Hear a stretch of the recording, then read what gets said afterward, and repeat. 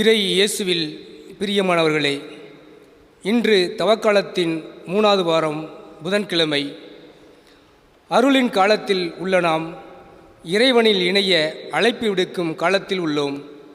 பாவத்தை விட்டு இயேசுவின் பாதத்தை பிடித்து கொள்ள, நம்மை தூய்மையாக்கிக் கொண்டு மீட்பு பெற அழைப்பு விடுக்கும் அழைப்புக்கு செவிமடுத்து, இறைவார்த்தை சக்தி வாய்ந்தது, ஆற்றல் மிக்கது என்பதை உணர்ந்து, திரும்பி வா மனமே திருந்தி வா என அழைப்பு விடுக்கும் இறை வார்த்தைக்கு செவிமடுத்து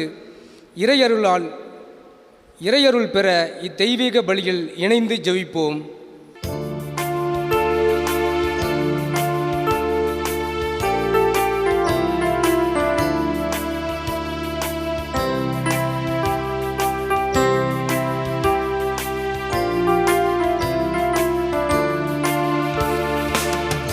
பொழுதும் நன்றியோடு தெய்வன் வாழும் இல்லம் நோக்கி கரமை செய்து இணைந்து வாருங்கள்.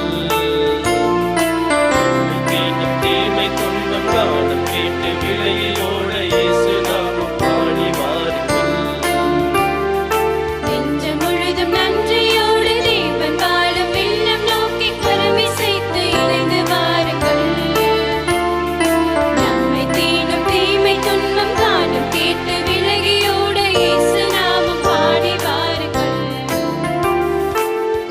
பறவை இனங்களே, கடலில் வாழும் மீன்களே, இயேசு நாமம் பாடி வாருங்கள். செடிகளே, கிளைகளே, கனி தரும் மரங்களே, இயேசு நாமம் பாடி வாருங்கள். நெஞ்சம் முழுதும் நன்றியோடு தெய்வன் வாழும் இல்லம் நோக்கி கரமை சேர்த்து இணைந்து வாருங்கள். நம்மை தீண்டும் தீமை துன்பம் காலம் கேட்டு விலகியோடு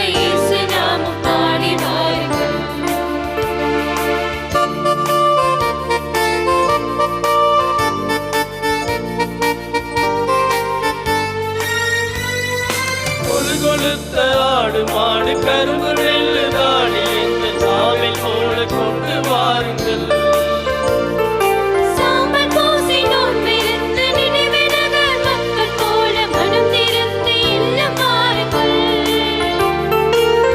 கொழுத்த ஆடு மாடு கரும்பு நெல்லு தாடி எங்கள் தாவை போல கொண்டு வாருங்கள்.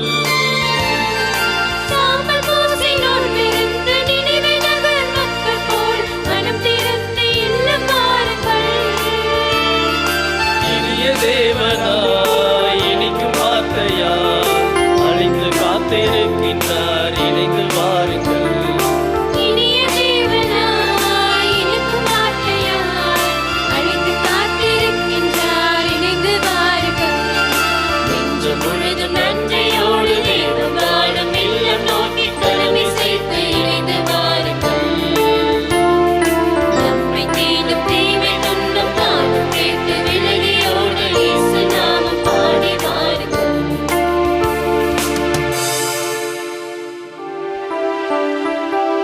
தந்தை மகன் தூயாவியாரின் பெயராலே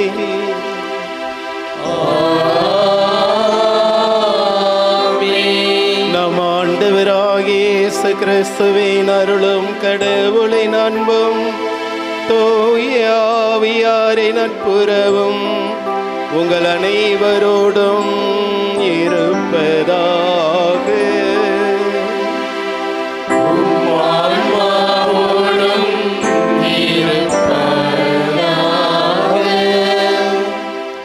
பேரன்பு கொண்டவர்களே, தவக்காலத்தினுடைய 3வது புதன்கிழமை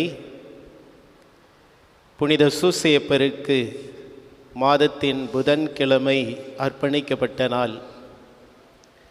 இன்றைய நாளில் இத்திருப்பலியை நாம் அனைவரும் சேர்ந்து கொண்டாடுவதில் மகிழ்ச்சி அடைகிறேன். தபசு காலத்தின் மேன்மையை உணர்ந்து கடவுளுடைய இரக்கத்திற்காக, அவருடைய அன்பிற்காக, கருணைக்காக இத்திருப்பலியை நாடி வந்திருக்கிற உங்களை அன்போடு வரவேற்கிறேன். இன்றைய நாளில் இறை வார்த்தையின் வழியாகவும் திருவிருந்தின் வழியாகவும் ஆண்டவரோடு இணைந்து இத்திருப்பலியில் கலந்து இறை அருளை முழுவதும் பெற்றுக்கொள்ள முயற்சிப்போம். இத்தூய மறை நிகழ்வுகளை கொண்டாட நமது குற்றங்கள், பாவங்கள், பலவீனங்களுக்காக மனமருந்துவோம், மன்னிப்பு கேட்போம். எல்லாமல்ல இறைவனிடமும் சகோதர சகோதரிகளிடமும் நான் பாவியை ஏற்றுக்கொள்கிறேன். ஏனெனில் சிந்தையாலும் சொல்லாலும் செயலாலும் கடமையில் தவறியதாலும் பாவங்கள் பல செய்தேன். என் பாவமே, என் பாவமே, என் பெரும் பாவமே. ஆகையால் இப்பொழுது கன்னியான மரியாதையாலையும் வானதூதர் புனிதரையும் சகோதர சகோதரிகளையும் நம் இறைவனாகிய ஆண்டவரிடம் எனக்காக வேண்டிக் கொள்ள மன்றாடுகிறேன். எல்லாமல்ல இறைவன் நம் மீது இரக்கம் வைத்து நம் பாவங்களை எல்லாம் மன்னித்து நம்மை நிலை வாழ்வுக்கு அழைத்துச் செல்வாராக. ஆமென்.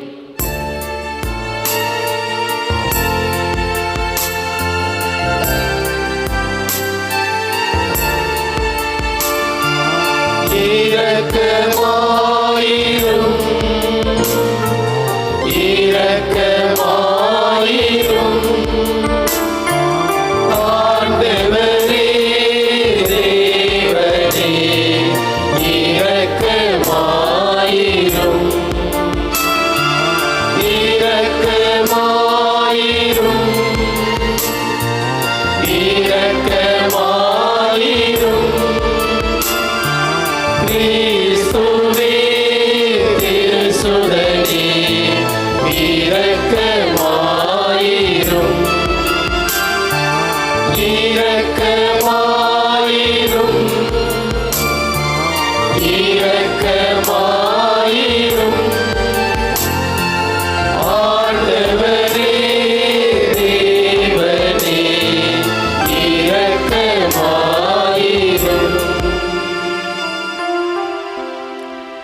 மன்றாடுவோமாக. ஆண்டவரே, தவக்கால முயற்சிகளால் பயிற்சியும் உமது வார்த்தையால் ஊட்டமும் பெறும் நாங்கள் புனித ஒருத்தல் முயற்சிகளால் முழு இதயத்தோடு எங்களை உமக்கு அர்ப்பணித்து வாழ உம்மை வேண்டுகின்றோம். இவ்வாறு உம்மை நோக்கி மன்றாடுவதில் நாங்கள் என்றும் ஒருமனப்பட்டிருக்கவும் அருள்வீராக. உம்மோடு துயாவியாரின் ஒன்றை பிழைவனாய் என்றென்றும் ஆழ்ந்து ஆட்சி செய்கின்ற அவர் வழியாக உம்மை மன்றாடுகின்றோம்.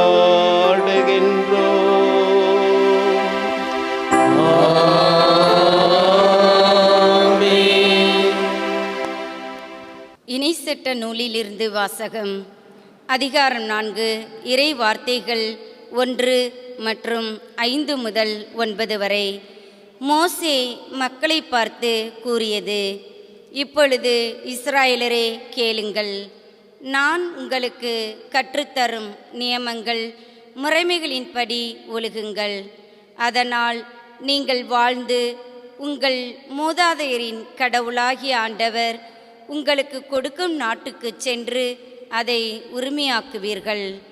நம் கடவுளாகிய ஆண்டவரின் கட்டளைப்படியே நியமங்களையும் முறைமைகளையும் உங்களுக்கு கற்றுத்தருகிறேன். எனவே நீங்கள் போய் உரிமையாக்கி கொள்ளும் நாட்டில் அவற்றை பின்பற்ற வேண்டும். நீங்கள் அவற்றை பின்பற்றி நடங்கள். அதுவே மக்களினங்கள் முன்னிலையில் உங்கள் ஞானமும் அறிவாற்றலுமாய் விளங்கும். இந்த நியமங்களை கேள்வி உறும் அனைவரும் உண்மையில் இப்பேரினம் ஞானமும் அறிவாற்றலும் கொண்ட மக்களால் ஆனது என்பர். நாம் குரல் எழும்புவதெல்லாம் நம் கடவுளாகிய ஆண்டவர் நம்மோடு உள்ளார்.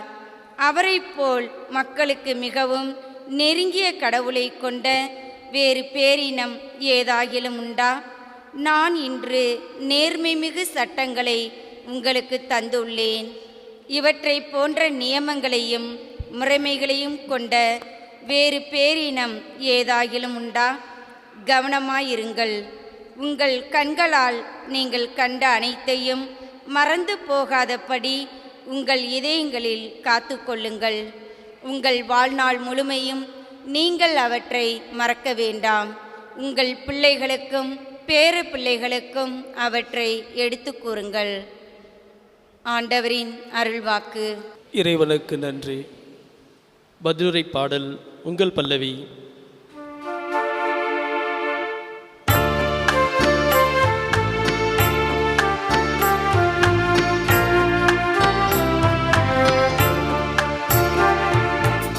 எருசலேமே ஆண்டவரை போற்றுவாயாக.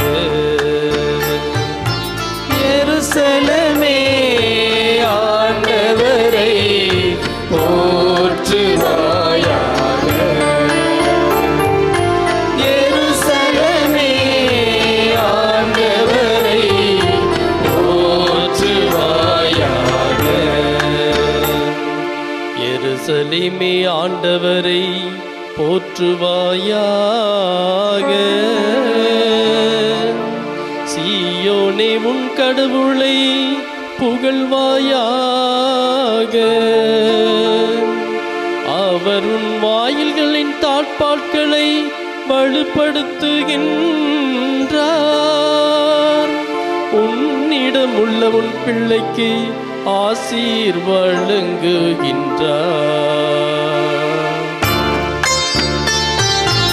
எருசலேமே ஆண்டவரை போற்றுவாயாக. எருசலேமே ஆண்டவரை போற்றுவாயாக. அவர் தமது கட்டளையை உலகினுள் அனுப்புகின்றார். அவரது வாக்கு மிகவும் விரைவாய் செல்கின்றது.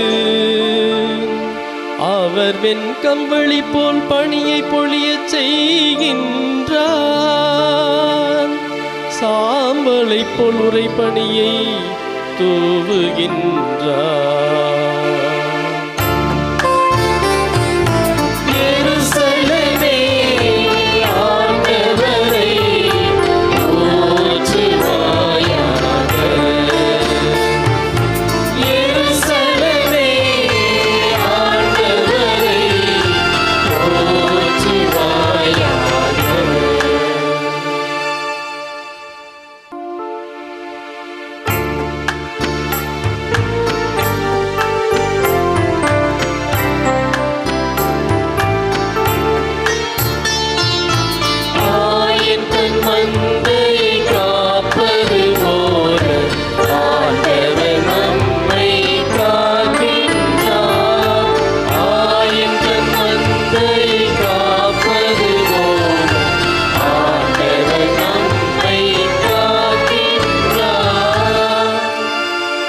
ஆண்டவரே, நீர் கூறிய வார்த்தைகள் வாழ்வதரும் ஆவியை கொடுக்கின்றன,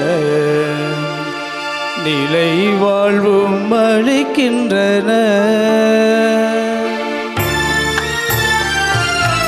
ஆயன் தன் மந்தை காப்பது போல ஆண்டவர் நம்மை காக்கின்றார்.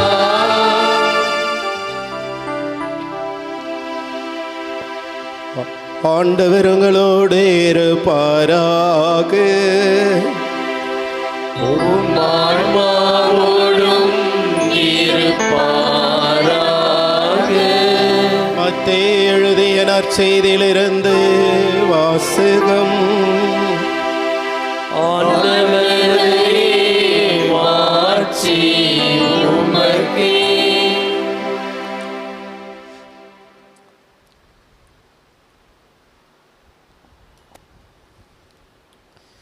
அக்காலத்தில் இயேசு தம் சீடரை நோக்கி கூறியது: திருச்சட்டத்தையோ இறைவாக்குகளையோ நான் அழிக்க வந்தேன் என நீங்கள் எண்ண வேண்டாம். அவற்றை அழிப்பதற்கல்ல, நிறைவேற்றுவதற்கே வந்தேன். விண்ணும் மண்ணும் ஒழிந்து போகுமுன் திருச்சட்டம் யாவும் நிறைவேறும். அதன் ஒரு சிற்றெழுத்தோ ஒரு புள்ளியோ ஒழியாது என உறுதியாக உங்களுக்கு சொல்லுகிறேன். எனவே இக்கட்டளைகளில் மிக சிறியது ஒன்றையேனும் மீறி அவ்வாறே மக்களுக்கும் கற்பிக்கிறவர் விண்ணரசில் மிக சிறியவர் என கருதப்படுவார். இவை அனைத்தையும் கடைபிடித்து கற்பிக்கிறவரோ விண்ணரசில் பெரியவர் என கருதப்படுவார். ஆண்டவரின் அருள்வாக்கு. கிறிஸ்துவே உமக்கு புகழ். சட்டங்கள் மனிதனுக்கு தேவையா தேவையில்லையா? சட்டங்கள் ஒரு மனிதனுக்கு தேவை என்பதை நாம் எல்லாரும் அறிந்திருக்கிறோம். ஒவ்வொரு நாட்டிலும் சட்டங்கள் இருக்கிறது. கான்ஸ்டிடியூஷன் ஆஃப் இந்தியா அதே போல் ஒவ்வொரு நாட்டிலும் அரசியல் அமைப்பு சட்டங்கள் இருக்கிறது. ஒவ்வொரு நாட்டிலும் அந்தந்த மதத்திற்கு ஏற்ற மத சட்டங்கள் இருக்கிறது. அந்த அரசியல் அமைப்பிலும் ஒவ்வொரு துறை ரீதியாக ஒவ்வொரு துறை வாரியாக சட்டங்கள் இருக்கிறது. இந்த சட்டங்கள் எதற்கு? சட்டங்கள் இருந்தால்தான் நாட்டிலே ஒற்றுமையும் அமைதியும் மகிழ்ச்சியும் நிலைத்திருக்கும் என்பதற்காக சட்டங்கள். இன்றைய நற்செய்தியில் ஆண்டவர் இயேசு சட்டங்களை பற்றி சொல்லுகின்ற பொழுது மத சட்டங்களை பற்றி அவர் பேசுவதை பார்க்கிறோம். எதை பேசுகிறார்? திருச்சட்டத்தையோ இறைவாக்குகளையோ நான் அழிக்க வந்தேன் என நீங்கள் எண்ண வேண்டாம். அவற்றை அழிப்பதற்கல்ல, நிறைவேற்றுவதற்கே வந்தேன். விண்ணும் மண்ணும் ஒழிந்து போக முன் திருச்சட்டம் யாவும் நிறைவேறும். அதன் ஒரு சிற்றெழுத்தோ ஒரு புள்ளியை ஒழியாது என உறுதியாக உங்களுக்கு சொல்லுகிறேன். அப்படின்னா இயேசாண்டவர் யூதர்களுடைய மத சட்டத்தை அப்படியே கடைபிடித்தாரா, அல்லது அந்த சட்டங்களுக்கு எதிராக செயல்பட்டாரா, அல்லது அந்த சட்டங்களுக்கு சரியான பொருளை கொடுத்தாரா, அர்த்தத்தை கொடுத்தாரா? எதை நமக்கு கற்பித்தார்? அதைத்தான் தியானிக்க இருக்கிறோம். ஒரு நாட்டிலே ஒரு அரசன் இருந்தான். அந்த அரசன் இப்படி ஒரு வித்தியாசமான ஒரு சட்டத்தை மக்களுக்கு போடுகிறான்.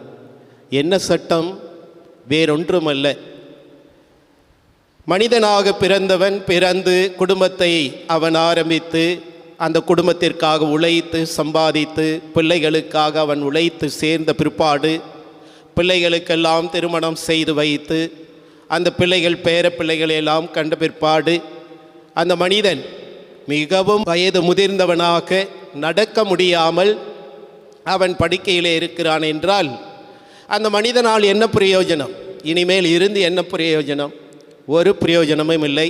எனவே அந்த மனிதனை கூட்டி போய் பக்கத்திலே நமது நாட்டிலே இருக்கக்கூடிய மலைப்பகுதிகளிலே விட்டுவிடுங்கள் என்று அந்த நாட்டிலே ஒவ்வொரு குடும்பத்திலும் இருக்கக்கூடிய ஆண் பிள்ளைகளுக்கு இந்த அரசன் கட்டளையிட்டான்.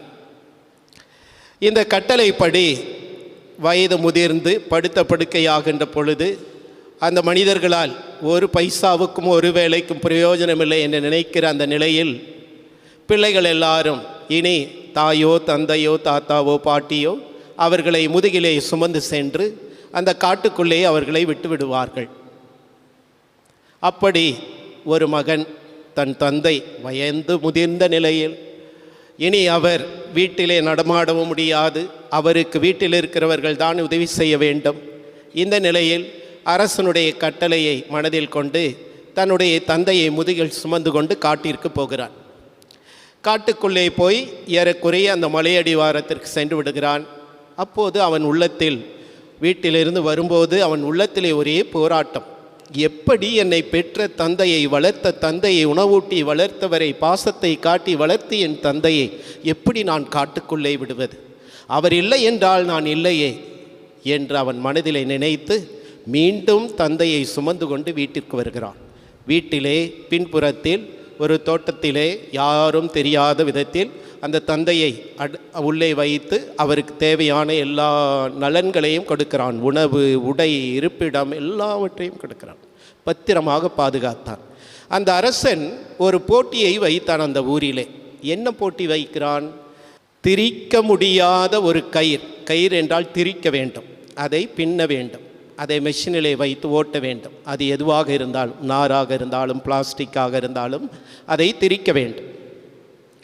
அப்படி அந்த அரசன் என்ன போட்டி வைத்தான்? திரிக்காத கயிறு ஒன்று எனக்கு வேண்டும். நாட்டிலே ஒரு போட்டியை அறிவித்தான். பெரிய பெரிய அமைச்சர்கள், பெரிய பெரிய அந்த நாட்டிலே இருந்த மாமன்னர்கள், சான்றோர்கள், அறிவாளிகள் எல்லாரும் அந்த போட்டியிற்கு என்ன செய்வது என்று முடியாமல் தவித்து கொண்டிருந்தார்கள். அப்போது இந்த இளைஞனும் தன் தந்தையிடம் அரசன் இப்படி ஒரு போட்டி வைத்திருக்கிறார் என்று செய்தியை சொல்லுகிறார். அப்போது மகனை தந்தை அழைத்து, அவர் எழுந்திருக்க முடியவில்லை என்றாலும் மகனை பக்கத்தில் அழைத்து மெதுவான குரலில் சொல்லுகிறார், மகனே, ஏற்கனவே கயிறாக திரிக்கப்பட்ட கயிறை எடுத்துக்கொண்டு வா என்று சொன்னார். ஒரு தட்டிலை வைக்க சொன்னார். பிறகு அதை பற்ற வைக்க சொன்னார். ஒரு பக்கத்தில் ஒரு முனையில் அதை பற்ற வைக்க சொன்னார். அது பற்றி புகைந்து கொண்டு அது அப்படியே கயிறை போலவே அந்த தட்டுக்குள்ளே சாம்பலாக இருந்தது. அதை எடுத்து சென்று உன் அரசனிடம் காட்டு. திரிக்காத கயிறு கேட்டான் அல்லவா உன் மன்னன், எடுத்து சென்று கொடு என்று சொல்லுகிறான். இவனும் சற்று தயக்கத்தோடும் பயத்தோடும் அந்த கயிறை, சாம்பலாக இருக்கக்கூடிய அந்த கயிறை எடுத்துக்கொண்டு போகிறான். அரசன் முன்னையில் வைக்கப்பட்டது. வேறு யாரும் அதை செய்யவில்லை. அப்போது அரசன் வியந்து, இது எப்படி உன்னால் முடிந்தது என்று கேட்டான். அதற்கு இந்த மகன் சொன்னான், என் தந்தை எதற்கும் இனி பிரயோஜனமில்லை, வயதாகிவிட்டது, சாகின்ற நிலையில் இருக்கப் போகிறார்கள். எனவே காட்டுக்குள்ளே சென்று அவர்களை விட்டுவிடுங்கள். கழுகுகளோ அல்லது மிருகங்களோ அடித்து சாப்பிட்டு விடட்டும், இல்லை என்றால் பட்டினி கிடந்து சாகட்டும் என்று சொன்னீர்களே, அந்த சட்டத்தை நான் கடைபிடிக்காமல் என் தந்தையை மறைவாக வீட்டிலே வைத்திருந்தேன். அந்த பெரியவருடைய இந்த அறிவுதான் எனக்கு இப்படி பயன்பட்டு இருக்கிறது என்று சொன்னார். அரசன் வெட்கப்பட்டு அவனை பாராட்டி அந்த சட்டத்தை மாற்றிவிட்டான். இனி இந்த சட்டத்தை யாரும் கடைபிடிக்கக்கூடாது என்று சொல்லிவிட்டான். அன்புக்குரியவர்களே, இன்றைய நற்செய்தியிலே ஆண்டவர் இயேசு சட்டத்தை பற்றி பேசுகின்ற பொழுது ஏன் திருச்சட்டத்தை, இறைவாக்கை அழிக்க வரவில்லை என்று சொன்னார்? காரணம் என்ன? அவரை பார்த்து ஆளுகின்ற வர்க்கம், பரிசேயர்கள், சதுசேயர்கள், சட்ட வல்லுநர்கள் என்ன சொன்னார்கள்?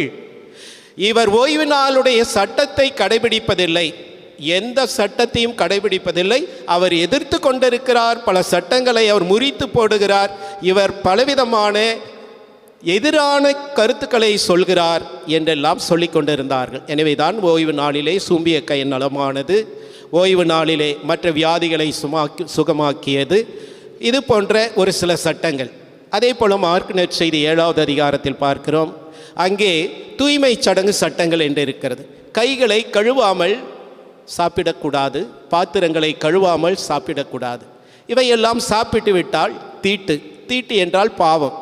எனவே இந்த தீட்டுக்குள்ளாகிற சட்டங்களாக மனிதர்கள் இந்த கடவுள் கொடுத்த இந்த 10 கட்டளைகளை விட்டுவிட்டு அல்லது அதை வைத்து கொண்டு எண்ணிலடங்கான 1000க்கும் மேற்பட்ட சட்டங்களை உருவாக்கினார்கள்.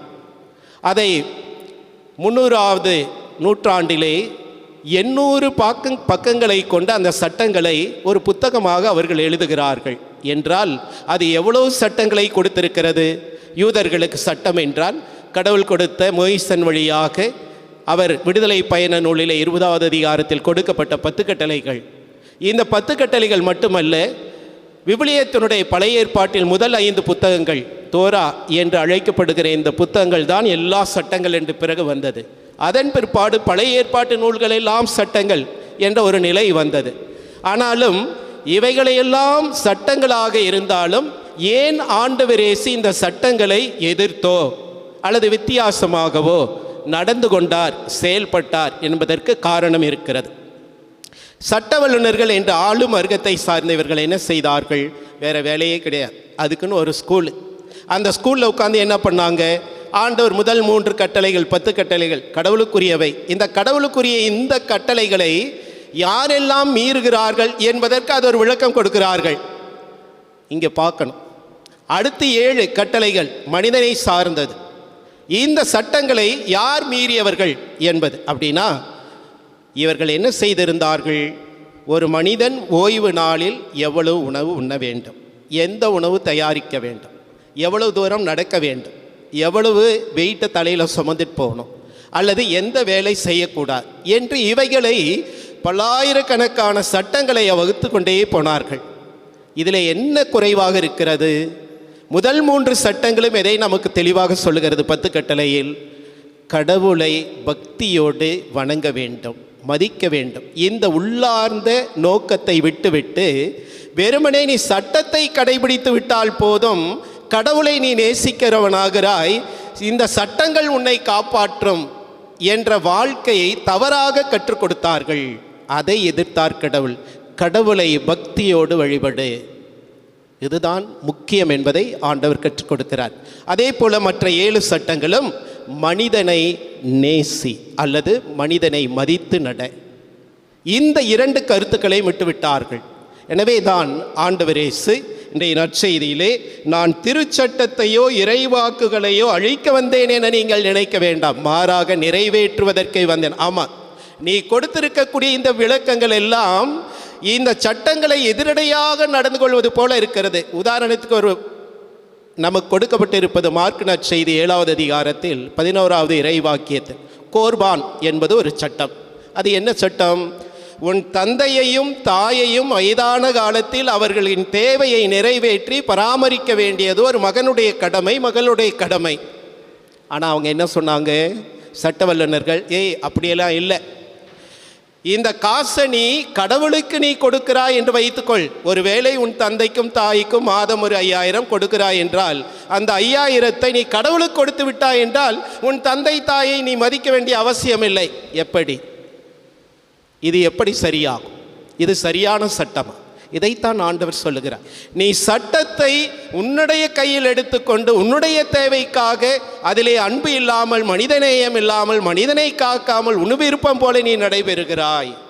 இது சரியானதல்ல என்பதை சரியான அர்த்தத்தோடும் பொருளோடும் சட்டங்களை நிறைவேற்றும் ஆண்டவர் இயேசு என்பதை நற்செய்தியிலே காட்டுகிறார். இதைத்தான் 2வது பகுதியிலே, இக்கட்டளைகளில் மிக சிறியது ஒன்றை ஏனும் மீறி அவ்வாறே மக்களுக்கும் கற்பிக்கிறவர். பாருங்க, இப்போ வெறும் சட்டத்தை மட்டும் நீ கடைபிடிச்சு அந்த சட்டம் சொல்வதை போல நீ ஞாயிற்றுக்கிழமை கோயிலுக்கு போயிட்டா போதும், அல்லது நீ இந்த திருவருட்சாதனங்களை நிறைவேற்றி விட்டால் போதும் என்று வாழுகிற கிறிஸ்தவ வாழ்க்கை வாழ்வல்ல.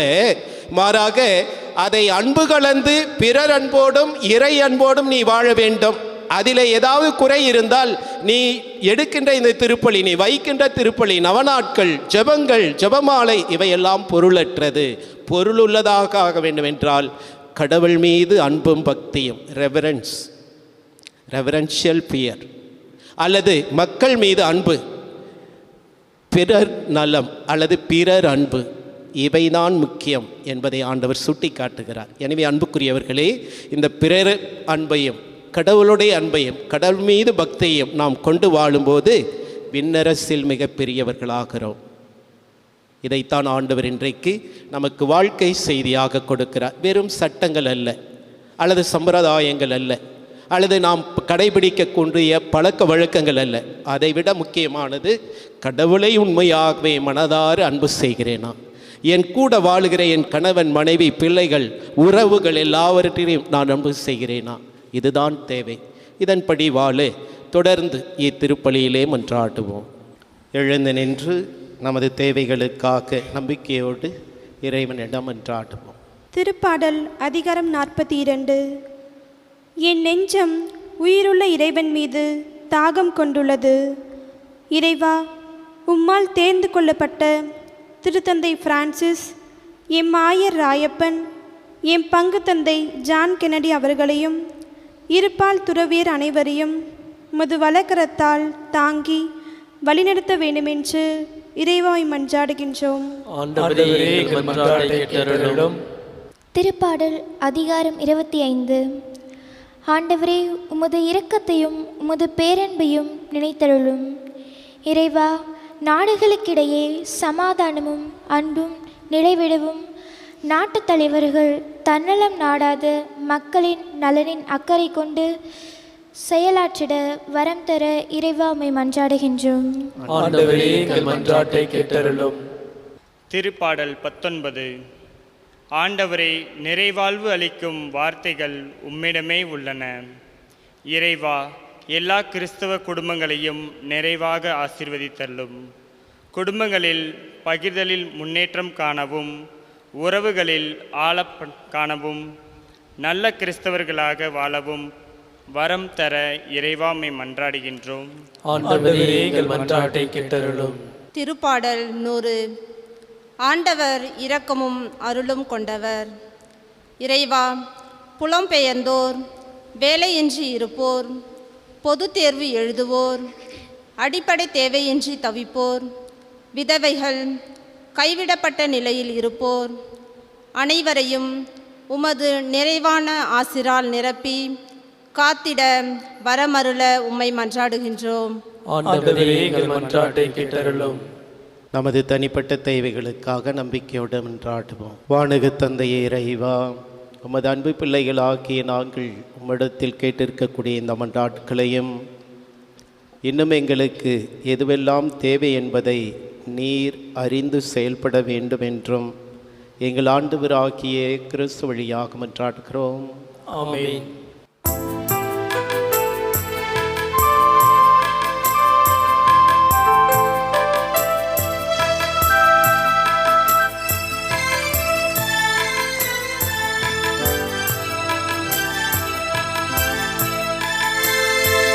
பலியாக என்னை தந்தே, நீ பரிசாக உன்னை தந்தாய்.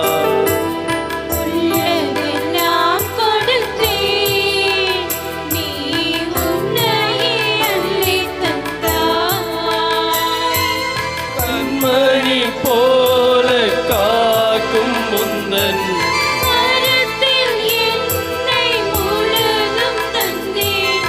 என்னோடு ஒன்றாகினாய், எல்லாமே உனதாக்கினாய். பலியாக என்னை தந்தே, நீ பரிசாக உன்னை தந்தாய்.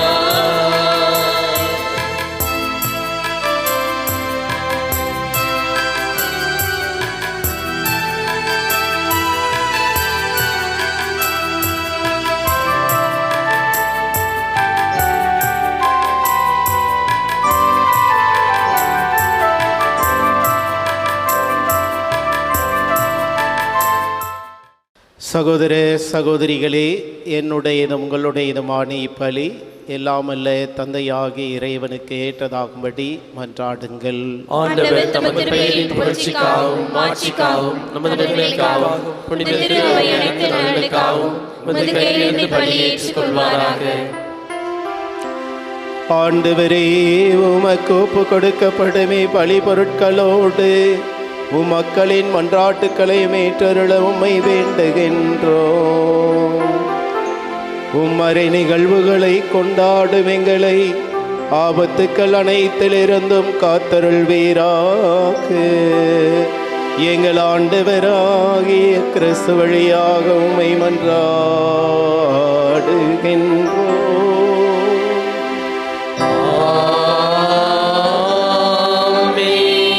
ஆண்டவர் உங்களோடு இருப்பாராக.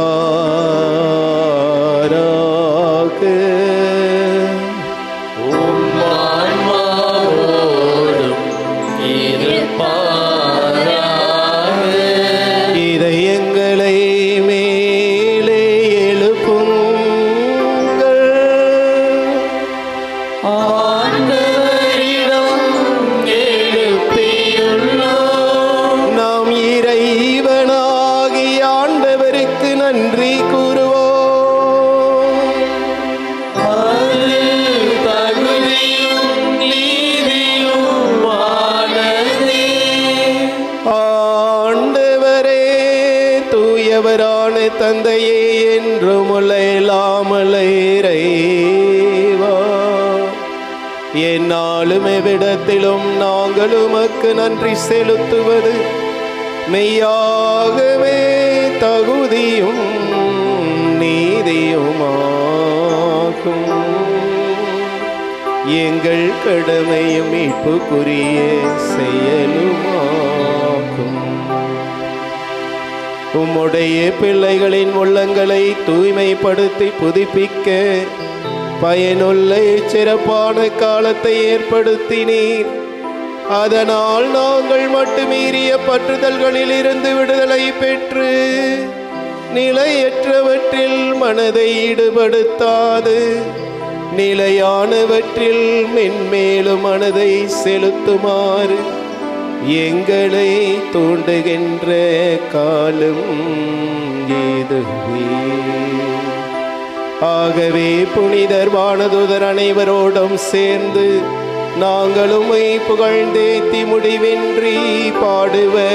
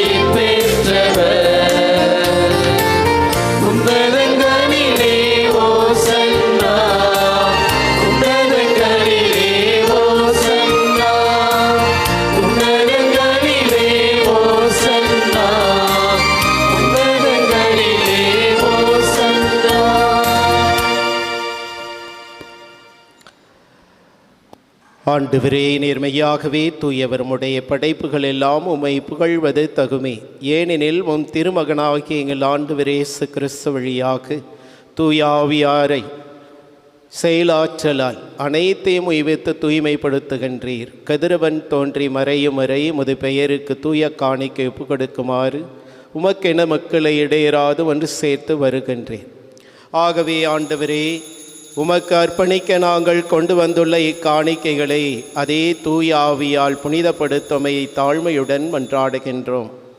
இவ்வாறு உம் திருமகனாகிய எங்கள் ஆண்டவர் இயேசு கிறிஸ்துவின் உடலாகவும் இரத்தமாகவும் இவை மாறுவனவாக அவர் பணித்தவாறே இத்திரு நிகழ்வுகளை கொண்டாடுகின்றோம். ஏனெனில் அவர் காட்டிக் கொடுக்கப்பட்ட இரவில் அப்பத்தை எடுத்து உமக்கு நன்றி செலுத்தி ஆசி வழங்கி அதை பிட்டு தம் சீடர்களுக்கு அளித்து அவர் கூறியதாவது: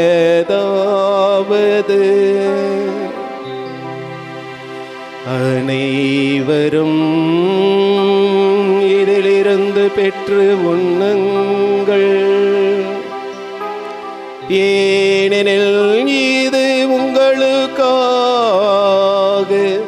கையளிக்கப்படும் என் உடல்.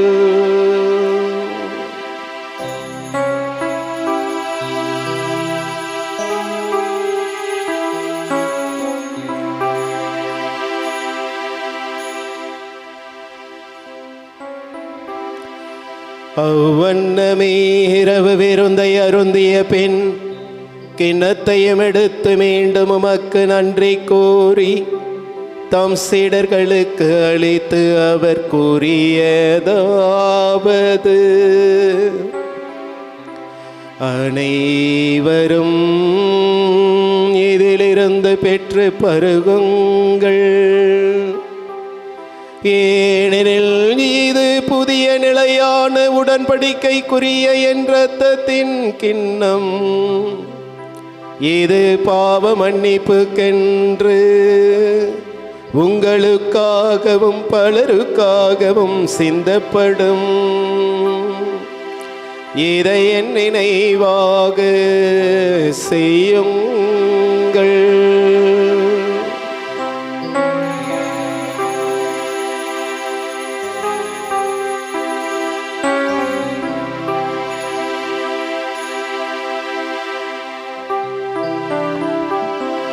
நம்பிக்கையின் மறை பொருள்.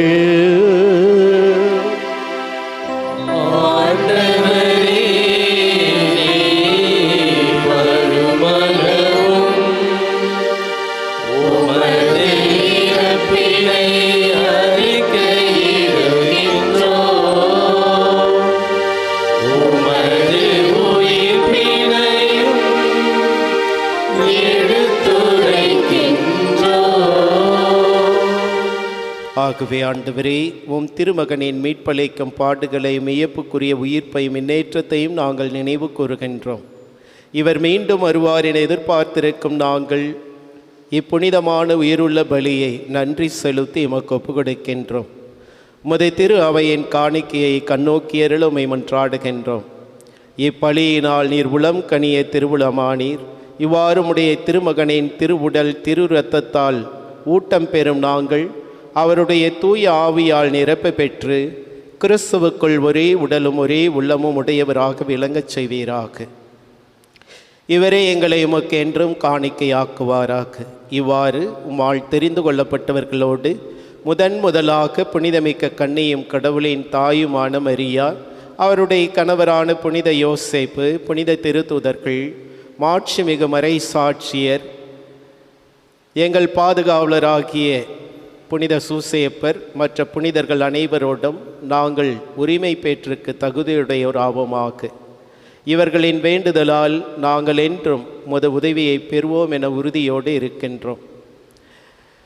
ஆண்டவரே, எங்களை மோடு ஒப்புரவாக்கும் இப்பலி உலகுக்கெல்லாம் அமைதியை மீட்பும் தர வேண்டும் என மன்றாடுகின்றோம். இவ்வுலகில் பயணம் செய்யும் திரு அவையை சிறப்பாகவும் அடியாராகிய எங்கள் திருத்தந்தை பிரான்சிஸ், எங்கள் ஆயர் ஆயப்பன், ஏனைய ஆயர்கள், திருநிலையினர், உமக்கு சொந்தமான மக்களாகிய அனைவரை நம்பிக்கையிலும் அன்பிலும் உறுதி பெற செய்வீராக. நீர் விரும்பியபடி உம் திருமண் நிற்கின்ற இக்குடும்பத்தின் வேண்டல்களுக்கு கனிவுடன் செவிசாய்த்தருளும். கனிவுள்ள தந்தையே, எங்கும் சுதரண்டிருக்கும் உடைய பிள்ளைகளை கனிவுடன் உம்மோடு சேர்த்து கொள்ளும். இறந்து போன எங்கள் சகோதரர் சகோதரிகளையும் உமக்கு உகந்தவர்களாய் வாழ்ந்து இவ்வுலகை விட்டு சென்ற அனைவரையும் உமது ஆட்சியில் கனிவுடன் ஏற்றருளும்.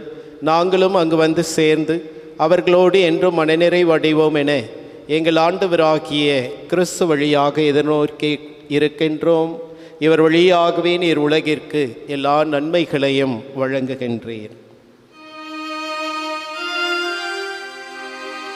இவர் வழியாக இவரோடு இவரில் எல்லாமல்ல இறைவனாகிய தந்தையே, தூயாவியாரின் ஒன்றிப்பில் எல்லா புகழும் ஆட்சியும் என்றென்றும் உமக்கு உரியதே.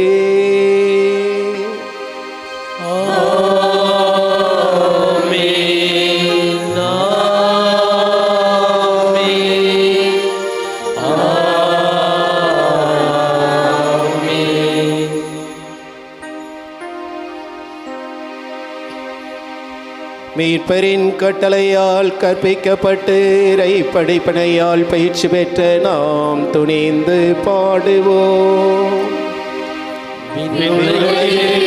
எங்கள் தந்தையே, உமது பெயர் தூயதென போற்றப் பெறுக. உமது ஆட்சி வருக. உமது திருவுளம் விண்ணுலகில் நிறைவேறுவது போல மண்ணுலகிலும் நிறைவேறுக. எங்கள் அன்றாட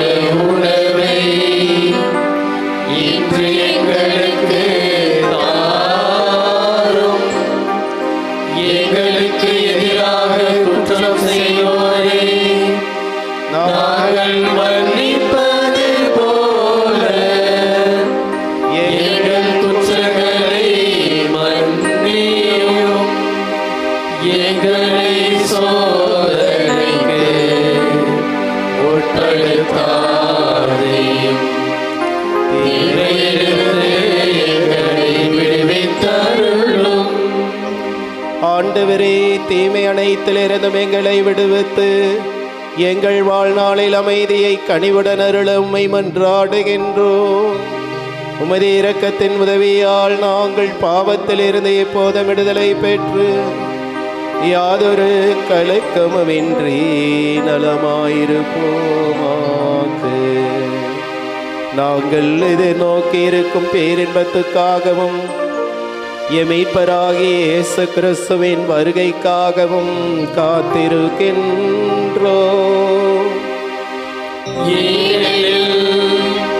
ஆட்சியும் வல்லமையும்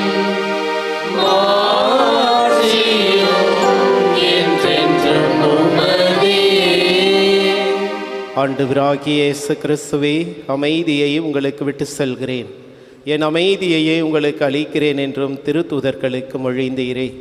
எங்கள் பாவங்களை பாராமல் உமது திரு அவையின் நம்பிக்கையை கண்ணோக்கி உமது திருவுளத்திற்கு ஏற்பதற்கு அமைதியும் ஒற்றுமையும் அளித்தருள்வீராக. என்றென்றும் ஆழ்ந்து ஆட்சி செய்கின்றவர் நீரே. ஆமென். ஆண்டவருடைய அமைதி உங்களோடு என்றும் இருப்பதாக. உம் ஆன்மாவோடும் இருப்பதாக. ஒருவருக்கொருவர் அமைதியை பகிர்ந்து மகிழ்வோம்.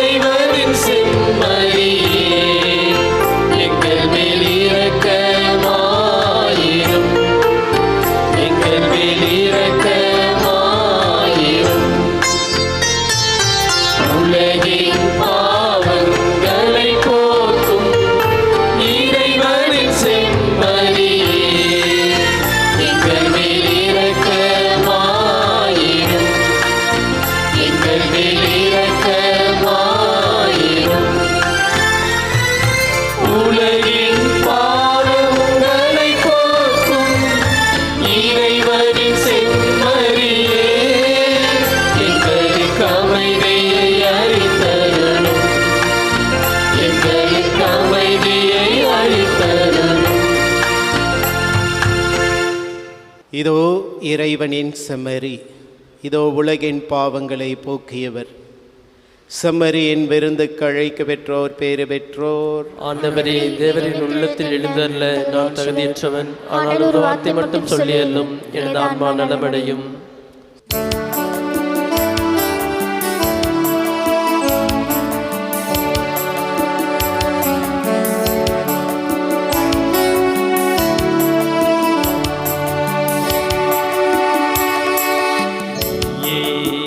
வாழ்வில் எல்லாமாய் வேண்டும், என்னை தாங்கும் நிஜமாக வேண்டும்.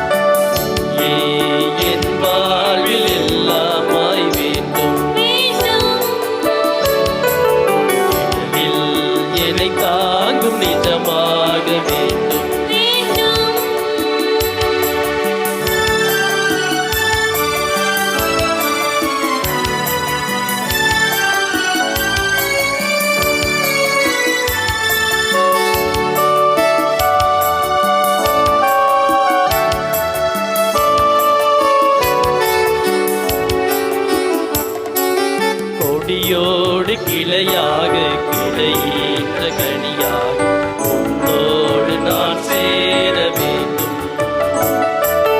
மணிகின்ற விதையாக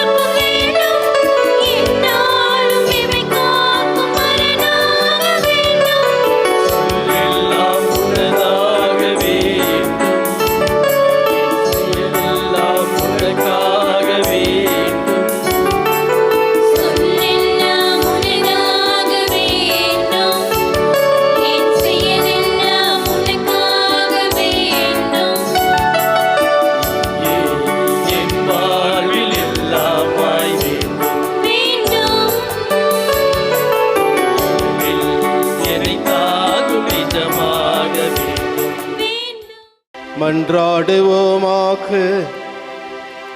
ஆண்டவரே, எங்களுக்கு ஊட்டமளிக்கும் இன்னக விருந்து எங்களை புனிதப்படுத்துவதாக. தவறுகள் அனைத்திலிருந்தும் அது எங்களை தூய்மைப்படுத்தி மறு உலக வாக்குறுதிகளுக்கு எங்களை தகுதியுள்ளவர்கள் ஆக்குவதாக. எங்கள் ஆண்டவராகிய கிறிஸ்து வழியாக உம்மை மன்றாடுகின்றோம்.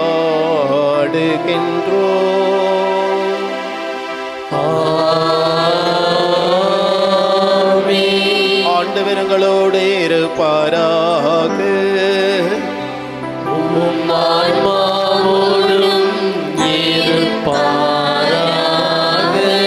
எல்லாமல்ல இறைவன் தந்தை மகன் தூயாவியாருங்களை ஆசிர்வதித்து வழி நடத்துவாராக.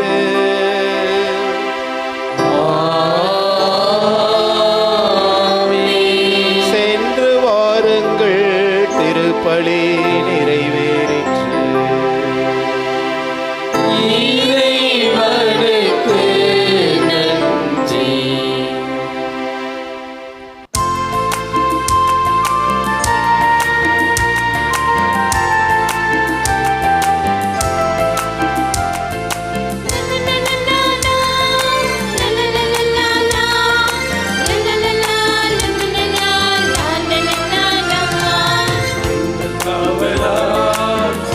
தந்தையின் மங்களங்கள் எங்கும் சொல்லி இங்கு பாடுவோம். மங்களங்கள் எங்கும் சொல்லி இங்கு பாடுவோம். இங்கு காவலாம் சூசை தந்தையின் மங்களங்கள் எங்கும் சொல்லி இங்கு பாடுவோம். மங்களங்கள் எங்கும் சொல்லி இங்கு பாடுவோம். செங்கையதிலே தங்க புஷ்பம் தங்க கோலை ஏற்றிடும். செங்கையதிலே தங்க புஷ்பம் தங்க கோலை ஏற்றிடும். எங்கள் காவலாம் சூசை தந்தையின் மங்களங்கள் எங்கும் சொல்லி இங்கு பாடுவோம்.